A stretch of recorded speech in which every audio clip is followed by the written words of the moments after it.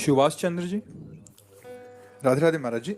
गुरुदेव भगवान, 2 वर्ष पहले आपकी वाणी यूट्यूब के माध्यम से सुना। आपकी वाणी के प्रभाव से बहुत जीवन में परिवर्तन आया और परम पूज्य श्री उड़िया बाबा के उपदेश का स्वाध्याय करने का भी सौभाग्य प्राप्त हुआ। महाराज जी, उसमें एक प्रश्न आता है कि जिसमें इनको संशय है कि चित्त की चंचलता कैसे दूर करें। बाबा से किसी ने पूछा तो बाबा ने उत्तर दिया, वो तो ठीक किया जा सकता है जो तुम्हारे हाथ में है। तुम्हारे हाथ में तो शरीर भी नहीं, फिर चित्त तो और भी दूर है। यदि हम चाहें कि शरीर को अनुकूल कर लें तो नहीं कर सकते। इस प्रकार चित्त को अनुकूल करने का कितना भी उपाय किया जाए वो अनुकूल नहीं हो सकता। बड़े बड़े योगी हजारों वर्षों इस ठीक करने में लगे रहते हैं।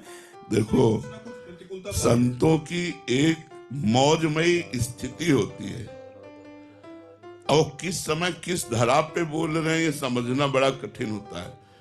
अगर चित्त ठीक ना किया जाता तो किसी को भगवत प्राप्ति ही ना होती। अगर चित्त ठीक ना होता तो कोई साधुता के मार्ग में चल ही नहीं सकता। अगर चित्त को सुधारा ना जाता तो भगवान ये आदेश ना करते, अभ्यास योग युक्तेन चेतसा नान्यगामिना। ऐसा अभ्यास करो कि तुम्हारा चित्त कहीं जाए ही ना, ऐसा भगवान ना बोलते। अब संतों की मौज होती। देखो, एक बार उड़िया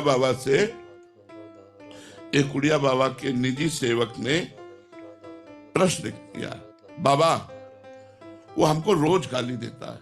जब मैं घर से निकलता हूं तो रोज दरवाजे पर खड़े होकर ऐसा बोलता है कि अब क्या बताऊं। बाबा से बोले।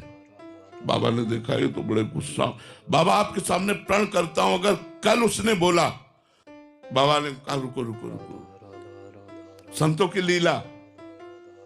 अरे तो मर जाएगा बेटा, वो मर जाएगा। बड़ा प्रसन्न हुआ वो। बोले तुम मत मारना, वो मर जाएगा। बोले बाबा कब मर जाएगा? बोले 6 महीना लगेंगे, 6 महीना मर जाएगा। बड़ा प्रसन्न हुआ। और वो रोज बोलता और वो रोज देख के मुस्कुरा देता। 6 महीना हो गए। उड़िया बाबा से कहा, बाबा वो मरा नहीं। बोले कौन? बोले जो हमें गाली देता था। बोले तुम्हारा द्वेष मर गया? बोले हाँ वो तो मर गया बाबा। बोले उसी को तो बोल रहे थे कि 6 महीना में मर जाएगा। अब संतों की बात समझना थोड़ा कठिन है।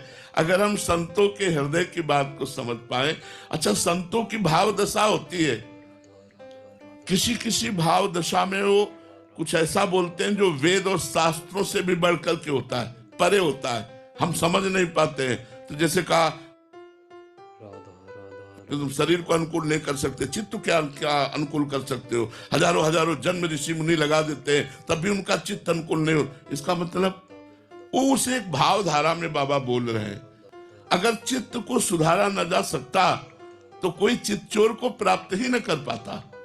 अगर चित्त को सुधारा न जा सकता तो ये साधना वर्णन ही ना होती। भगवान स्वयं आदेश करते हैं, अभ्यास योग युक्तेन चेतसा नान्यगामिना अनन्यश्चिन्तयन्तो माम अनन्य चेता सततम। भगवान आदेश करते, अगर सुधारा न जा सकता तो भगवान आदेश क्यों करते? इसका मतलब सुधारा जा सकता है। आप प्रयासरत रहिए। महापुरुष किस दशा में बोल रहे हैं ये कुछ पता नहीं। मतलब आप सच्ची मानो संत महापुरुषों की बातों को समझ पाना बड़ा कठिन है। इसीलिए सिद्ध पुरुषों की सेवा की जाती है, उनकी कृपा प्रसाद से उनकी बातें समझ में आती। नहीं कभी कभी ऐसी बातें बोलते हैं जो इस लोक से परे की बातें बोलते हैं। तो बाबा की बात असत्य नहीं है।